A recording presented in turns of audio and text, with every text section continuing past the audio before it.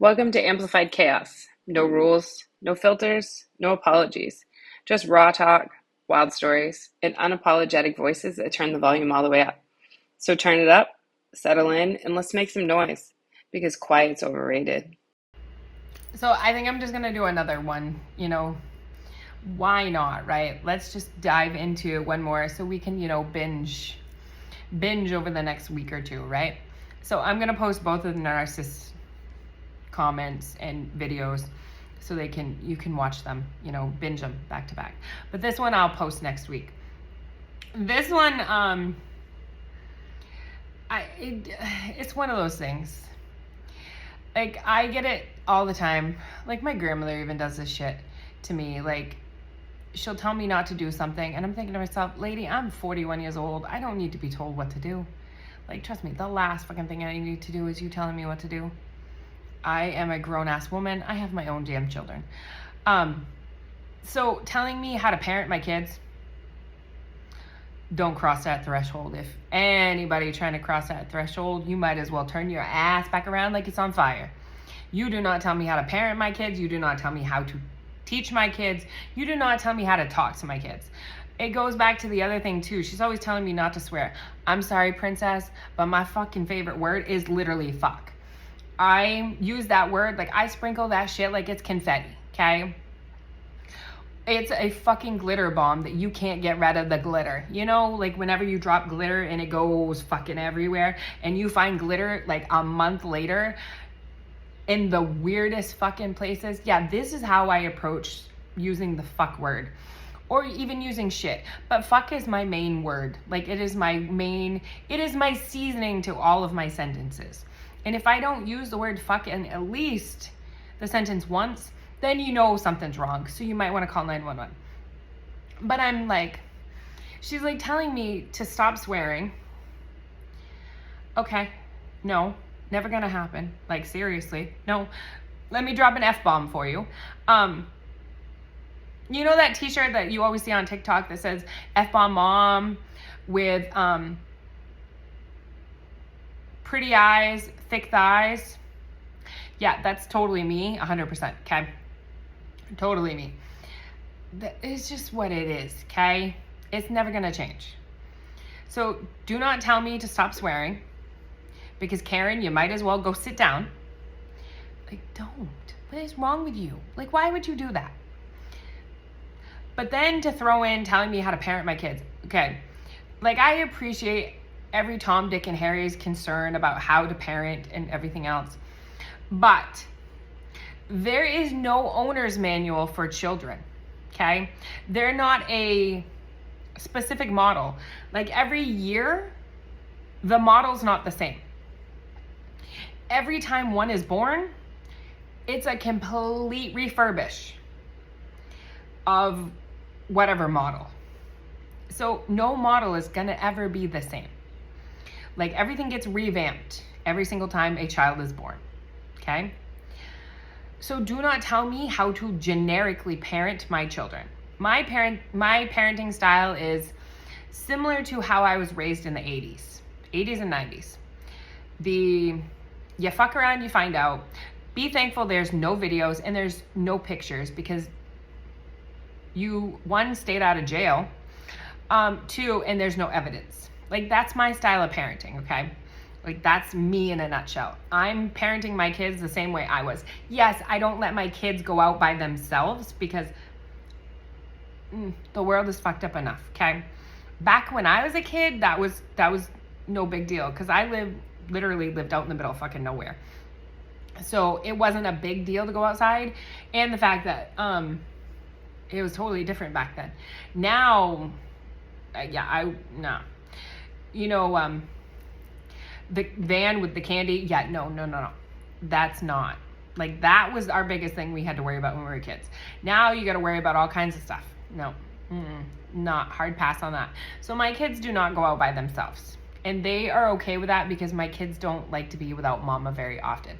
Like, they don't have, like, anxiety aspects that they're not with mama, but they like to know where mama is. My kids, I love these little shits to death. Like, my little hellhounds are my favorite people in the world, my favorite little people in the world, okay?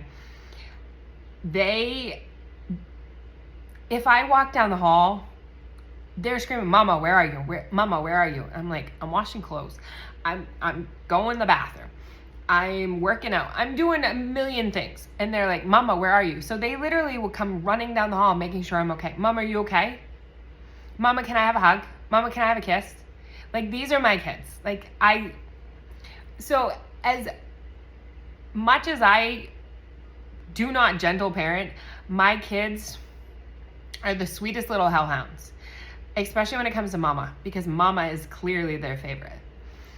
So when people are telling me how to parent my children, have you actually seen my kids? Like, every person that deals with my kids makes comments to me about how well behaved they are. When they go out in public, there's no screaming, there's no yelling, there's no tantrums. Because my kids know that when you're out in public, that's unacceptable. When you're at home, you can act like a banshee all you want, but you do not do it around other people. It's not fair to other people, because you know what? There's a reason why these people are out and about. They don't need to have you flipping your shit in front of them because you're mad that I'm not getting you some stuffed animal or some shit. Because one, you don't need it. You don't need 50 million fucking toys. I'm sorry, but when I was a kid, we had Matchbox and we had Barbie, and that was about the excitement of it. And most of the time, my sister and I played with Matchbox cars because, I'm all for the Barbies and all, but we played Matchbox cars all the time. So I'm very minimalist when it comes to toys. The ex used to buy toys all the time. Whenever he'd go places, he'd always buy the kids toys. And I'm thinking to myself, why? Why do they need them? My kids have Magna-Tiles. My oldest has a circuit set. You build the circuit and it, you do the plus minus and it plugs in and it does whatever, sets a fan off, does a siren, plays music, whatever. So they got Magna-Tiles, they get that. My daughter has some Barbies and one doll that she brought with her. The rest of them I got rid of in San Diego because I wasn't bringing all that shit with me. And then they have some stuffed animals. My oldest, they have some Legos too. But that's about the excitement of it. They do have a Nintendo Switch and they do have iPads because the ex had to buy them iPads. She has my old iPad. The oldest got a new iPad. The youngest has the old iPad. So it's not like they're not around technology and stuff like that. But literally, I am, you don't need a lot of toys. You need toys that are going to stimulate your brain. You need to sit there and, play, but you need to do it in a way that you're exercising your brain. My kids will literally sit there and they'll start naming off numbers. They're like, Mama, what's this plus this? What's this times this? What's this minus this? So these are the type of conversations I sit and have with my 7, 5, and 4-year-old every day. We'd go through math problems all the time. My oldest is constantly telling me, well, this is what I learned. This is what, what this does. This is what this is. He tells me he doesn't like school, but he's super obsessed with school. I'm like, dude, you're 7 years old. You like school. My daughter, she loves school. She loves school. And she's like, everybody loves me. And I'm like, I know. I was like, but if they actually saw you when you were at home, they'd be like, who the fuck is that little girl? Seriously? You're sure that's her? Yeah. Oh, yes. My sassy little girl, that's her. 100%. When she's at school, though, she is an angel. Right. Although she does think that she's going to compete with Mama when it comes to sarcasm when she's a teenager. Sweetheart, I wrote the book on sarcasm. You're never gonna best me on sarcasm. She'll sit there, she'll sit at the table or the island, because I bought a kitchen island because my kitchen, there's not a ton of actual counter space to do anything. So I bought a small little island, put it in there, and I put some bar stools up. So they sit in the chair. Her and her brother always sit in it, her oldest brother. We'll sit there and they'll talk to me while I'm making dinner, or they'll go and that's where they'll sit and they'll have their snacks, or if they want breakfast in the morning, they'll sit there and my youngest will sit at the table because I have a table with benches because they wanted benches, they didn't want chairs. So they literally have their spots. And she'll sit there and she'll be saying comments, she'll make sassy little comments, and I'm like, all right, we'll play. So literally I'll make them back and she's just looking at me okay. So she'll start going back and forth with me, and I was like, you sure you want to do this? She's like, yeah, I'm going to do it. I'm going to win, Mama. Literally the third sentence in, she's like, all right, I give up. And I was like, I told you, you're never going to win this. Like, you're never going to win, child. I literally wrote the book on sarcasm. Like, I literally the cheat code for sarcasm. You're going to have to work a little harder than that. And that is where her little sassy, cute side comes in. That as much as she is sassy in the sense, and she's very sarcastic, she's still too sweet for her own good that she could never get to my level. I am the opposite. I'm like, I'm sweet when I need to be, but for the majority of it, I'm like the biggest freaking hellhound or Satan in the world. That's why I joke. My friends actually call me Satan. And it, like I said, it's not because I'm mean. It's because I'm very calculating and I don't give a shit. Like, everybody always, I just don't give a fuck. That's basically what it is. It's that, like, there's a shirt circulating around on, I think it's Instagram or Facebook, one of them. And it's talking about giving fucks. And they're not just given, not handed out. They have to be earned. Yeah, 100%. That's me, 100%. I don't just give out my fucks for free, kind of thing. This is not a charity case of fucks. This is you get them because you deserve them. Your behavior warrants them. Or I'm at the point that your stupidity requires no fucks, or it requires a fuck to be given. Vice versa. You take your pick. Like, I don't have the patience for that shit. Like, I do not have the patience for that. I just don't. So this is why it irks me when people are like, well, you got to do this with your kids. You got to stop doing this. No. My kids are well behaved when they're out in public. They can act like hellhounds when they're at home because they're behind closed doors. They can do what they want when they're home because it's their sanctuary. Their sanctuary means they have free reign to do what they want because it's their sanctuary. I'm not going to walk into your house and tell you how to live in your own house. So why would you walk into my house, or proverbially walk into my house, standing on the street, wherever we're talking, and tell me how to run my house? Like I said, there's no generic owner's manual for kids. So every kid is different. The approach you have to have for every kid is different. Yes, there may be kids with similar personalities, but at the end of the day, there's no two kids that are alike. Just like there's no two human beings that are alike. Like, honestly, do not try and tell me how to parent my kids. Don't tell me how to live my life. Literally, like and I love the old lady. I used to joke with her that she's older than dirt because, I was a kid. What the fuck do you expect me to do? Sarcastic ass, hello. Yeah, like, hello, that's me in a nutshell. Yeah, no, telling me that, well, I shouldn't have done this, I shouldn't have done that. You shouldn't do this. You should have moved back east. You should have moved to Texas from San Diego. I moved to Texas because I had friends in Texas. I actually have one of my best friends actually lives in San Antonio. I haven't seen him since I moved here, but it doesn't mean that we don't talk. It'd be like me moving to Massachusetts because my best friend Brittany lives there. It's the same thing. Like, I knew moving to Texas from San Diego was the best move because where I grew up, there's no jobs.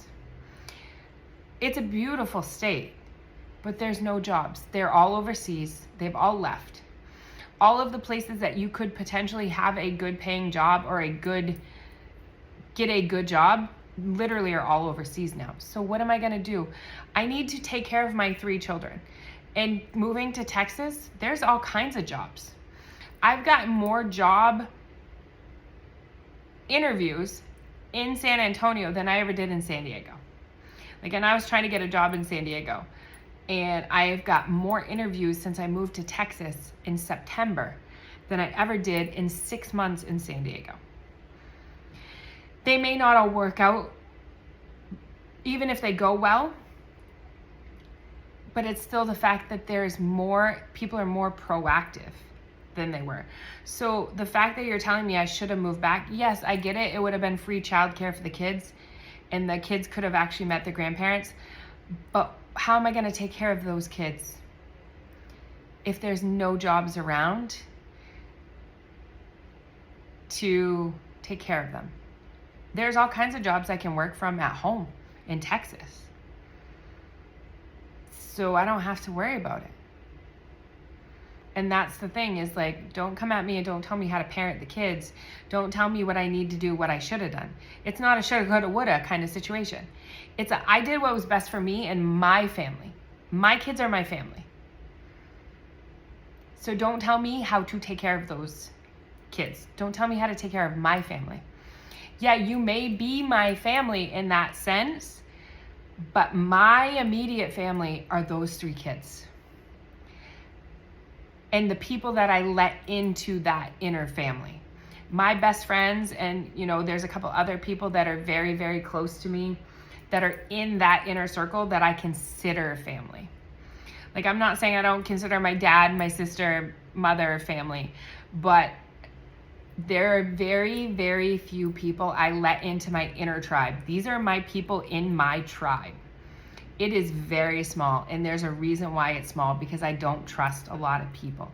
So if you make it into that circle, then you basically won the lottery, because you're that special. And I'm not saying like I'm a lottery, like that's not what I'm saying. I'm saying you must be special enough to make it into that group, that I feel comfortable enough to put you in that group. So when people come at me telling me how to live my life and how to take care of my kids, that's when I take a step back and I'm like, nah, we're not playing this game. Like, I'm going to go play Monopoly. You can go play Clue or whatever bullshit you want to play. Colonel Mustard with the candlestick in the living room. Yeah, there's your answer. Like, kind of thing. Just don't tell me what to do with my kids. Last thing you should be doing. It's also like the whole idea that telling me that I shouldn't be drinking coffee. Excuse me, what? I need caffeine to survive. I literally live on 3 hours of sleep right now. Eventually I will be able to sleep normally. I'm 100% sure of it. In a few months I will get to that point. But for the most part, I usually live on 3 hours, maybe 4 hours of sleep, and coffee, and watermelon Rockstar. That's the other thing. But people tell me not to drink coffee. Do you want to be bailing me out of jail? Do you think I look good in prison stripes? I look good in vertical stripes, not horizontal stripes, okay? It's all about elongating.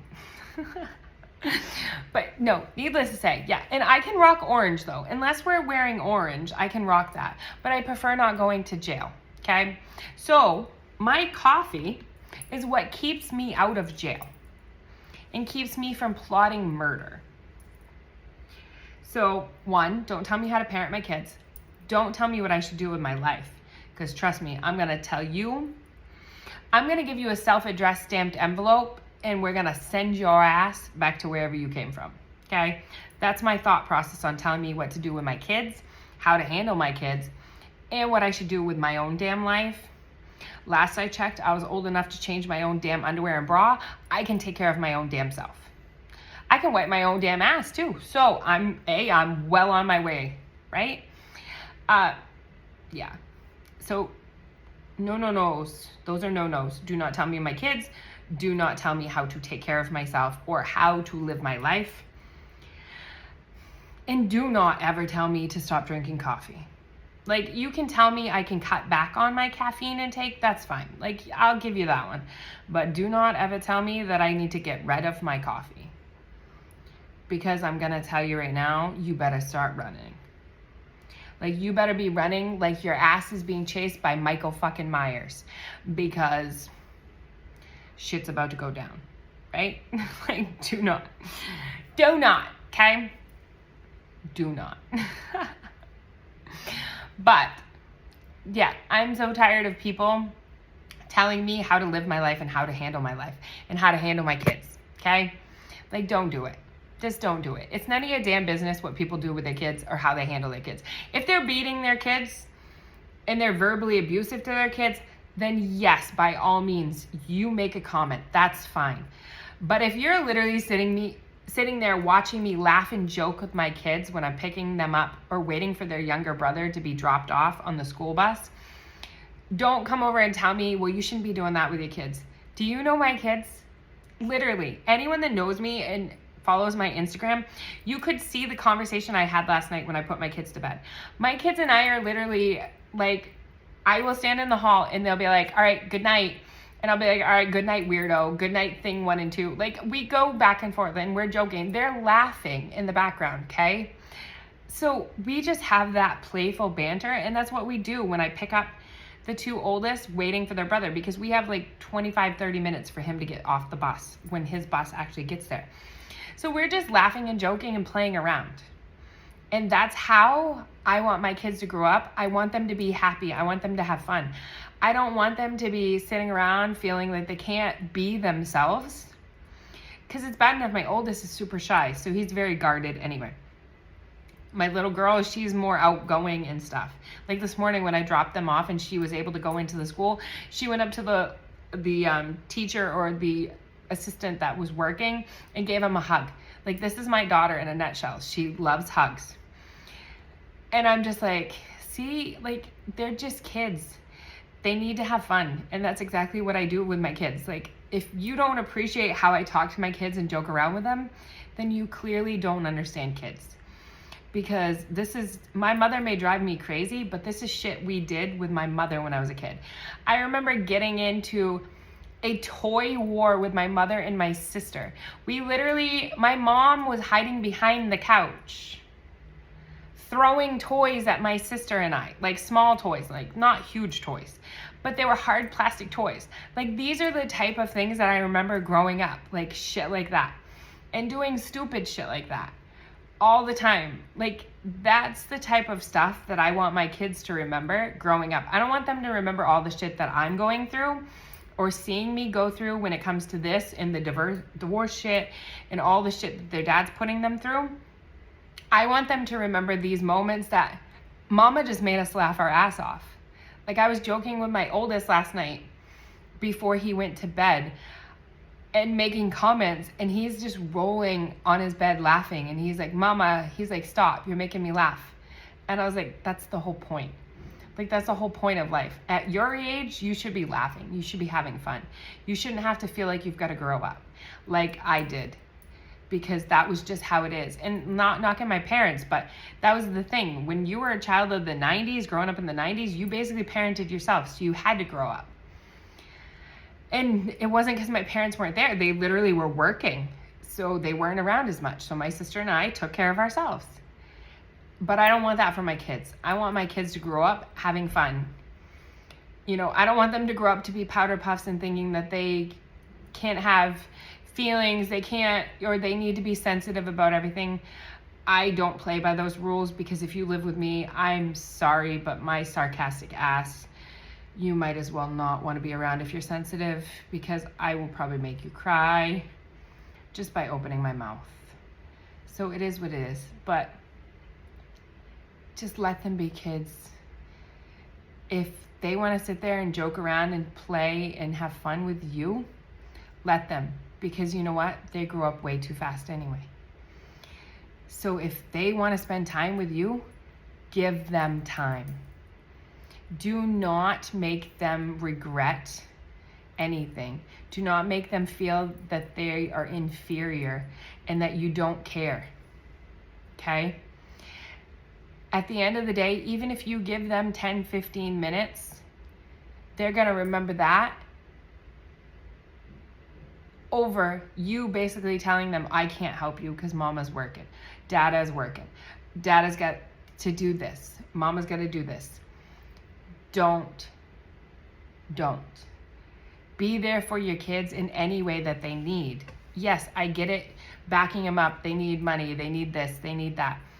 But be there emotionally for your kids. Make them laugh. Make them want to have fun with you. Because at the end of the day, that's the most important part, is being there for your kids in a way that other people are not. Be that support system, be that comedian that they need. Whatever they need in that aspect, like, just make them laugh. Because at the end of the day, them laughing with you is going to stand with them forever, and they're going to remember all those times. Hey, you know, mama made me laugh. Do you remember this? We had this conversation. Do you remember mama doing this? Do you remember mama doing that? So what do you want to be remembered for by your kids? Do you want them to remember you constantly working and not paying any attention to them, or being there and making their life fun? Because at the end of the day, you only get so many years where they're little. You only get so many years pre-puberty too, where they're preteen and don't want to flip their shit at you every time you blink. Yeah, so enjoy it while they're little. I know everybody says it, and they do. They grow up way too fast. You really think the fact that my oldest turned 7 this year blew my friggin' mind, because I'm like sitting there and I'm thinking, Jesus Christ, where the fuck did 7 years go? And then I'm thinking, you know, it's been a great 7 years. So I'm not looking forward to the next 7 years, because then he's going to be 14. Yeah, boys. Yeah, no. So have fun with your kids while you can. Make them laugh. I don't care what you do. Just make them laugh. Because at the end of the day, you laughing with your kids is the most important thing, and they're going to appreciate the most. If you survived this episode, congrats, you're one of us now. Go ahead and rate, review, and follow Amplified Chaos before you pretend to be productive again. Because let's be real, you'll be back for more. Stay loud, stay bold, stay unapologetic.